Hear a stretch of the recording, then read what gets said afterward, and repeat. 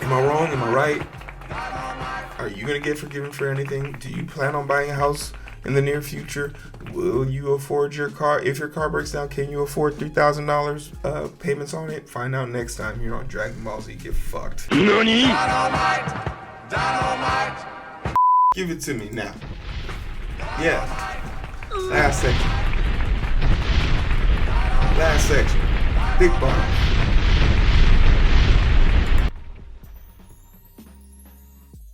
Hey guys, how you doing? My name is Heero. This is the Identity Booth. We are we're going to talk about affirmative action. We're going to talk about the Supreme Court, but above all else, we're going to talk about 2016 Heero, or whatever it was, Trump versus Hillary. I think 2016 or maybe 2018. Who knows?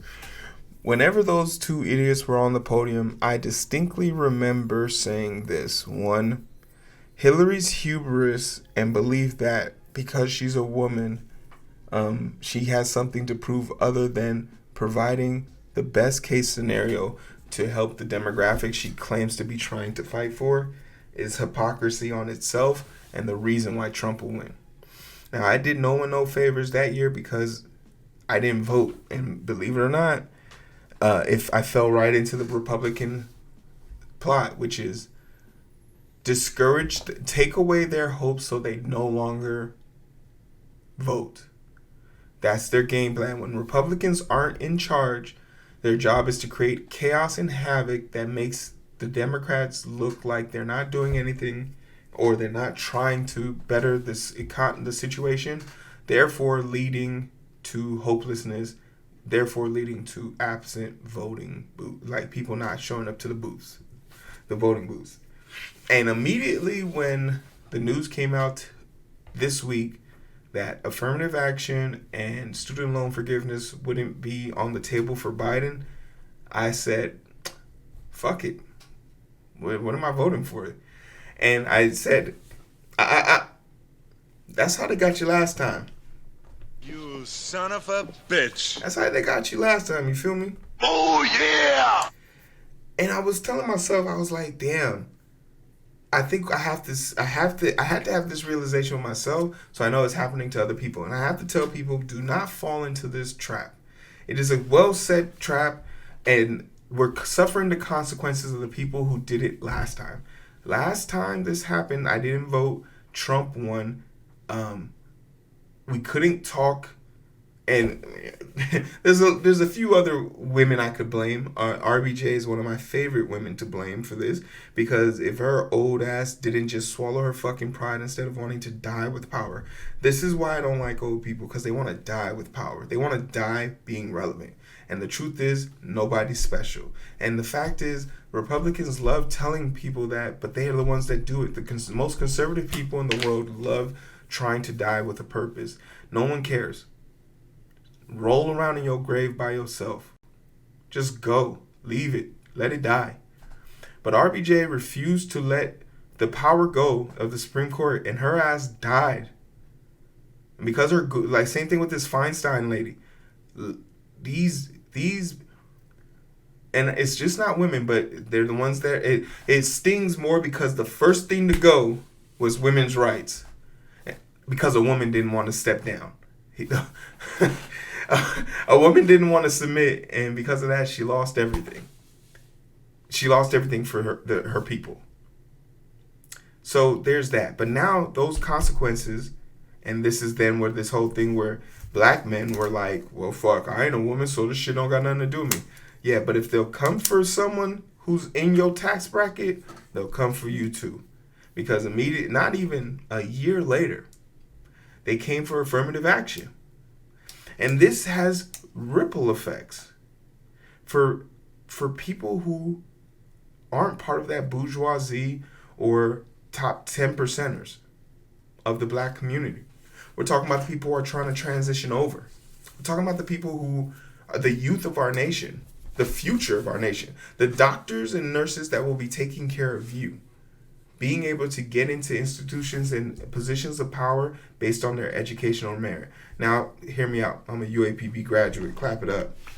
I got the degree from the yard.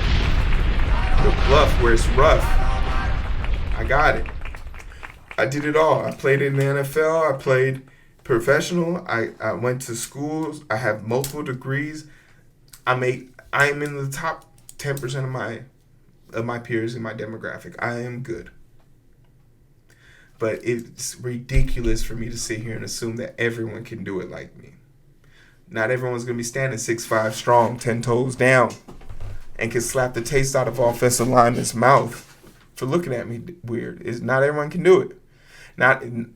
I guarantee there's probably only one person who's watching this who can bench press 400 pounds today. I'm special. And that is why I cannot constantly fall into the trope that, no, I did it, why don't you? Everyone's not me. Another thing is, I love, and this is a clear indication test for people's sincerity in this argument. Because they could have came for the 30% of white people who use legacy entries to get into these universities, but they didn't. The Asian Americans who use this is something that you have to also remember. This lawsuit wasn't brought up by a white person. It was brought up by an Asian person. An Asian person who aligns himself closer to white people than he does people of color. Because high value minorities don't believe themselves to be in the same class as minorities. They get to put white on their applications if they want to. They get to say that they aren't a minority in order to protect themselves. And one good look at this lawsuit, and it becomes painfully clear why this person wasn't accepted to this university, because he wouldn't fit in. He clearly feels like a victim, when in reality he's just fucking boring. He's boring. He's not. There's nothing. He's boring. He's a dude that gets his homework done and doesn't help you out because he why don't you do your homework? Shut the fuck up. You gonna help me or not? He's the stickler. He follows all the rules. He might be able to get into this college, but because of who he is, he'll never be able to get, unless he gets into like a conservative thing, he'll never get to work with the people he wants to be. He wanted to be close to a group of people who didn't want to be close to him, and because they didn't want him nearby, he made sure that none of them could. If he can't do it, no one can. And that's wild, because we're about to really figure out what oppression is, right? Because whether they believe it or not, those open spots that went to black people are just going to go to white people. Let's be clear.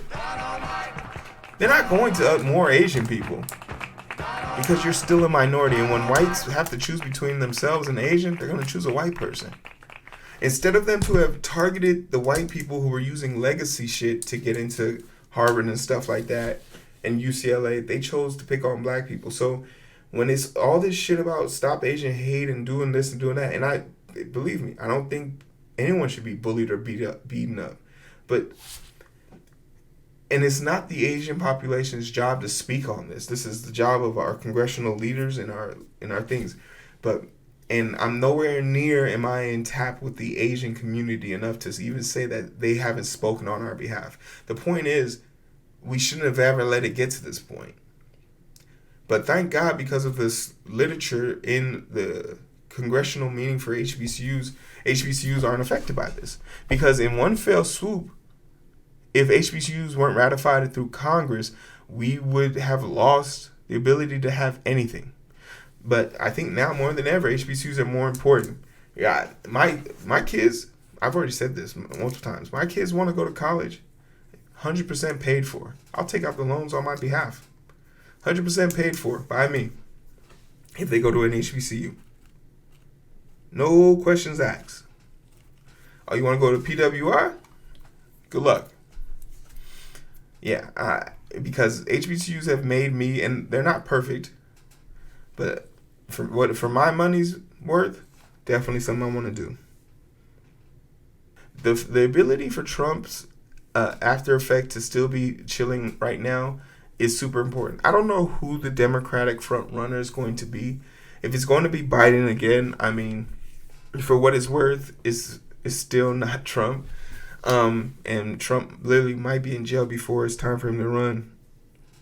The thing is, we have to just continue to support the best case scenario or the best situation for the future. Because if you decide not to vote, you fall into the trope of the Republicans, which guarantees them a chance to win.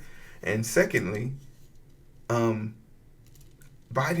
probably could never stop any of this. We give him a better chance if we vote and we get another Democrat into the office, but I would love to see someone run against him I would love to see someone other than Biden up there. But if I'm keeping it 100, the Democrats are at least succinct on that. When they send someone up there, they're going to send the person they want to send up there. Ain't nobody. I think Cornel West came out and said he wants to create the People's Party. Cornel West needs to sit his old ass down. His punk ass don't want to run as a Democrat in order to keep the Democrat bourgeoisie going and not oppose or step on any toes. Hey, go fuck yourself. Then you're not for the people. Sorry. You can't even reaffirm or affirm yourself to standing up against the people in charge. So what the fuck are you going to do when you're in charge? You don't know what to do when people aren't in charge. I can't trust you to be in charge, right? So that's my perspective on it. Man, it's a lot to take in, but like, I only voted for Biden for one reason, which is to get student loan forgiveness. And this is just thinking about the forgiveness that we're talking about here, right? We're talking about $10,000 to $20,000. There are people in Congress who got $180,000 in forgiveness, and they took that shit to the bank. PPP loans that we're finding out was just straight up fraud in Congress. And we can't get them to just agree to wipe out certain, because if you wipe out people's student loan debt, they're buying a house with the 7% interest rate, no problem. But there's something about America keeping the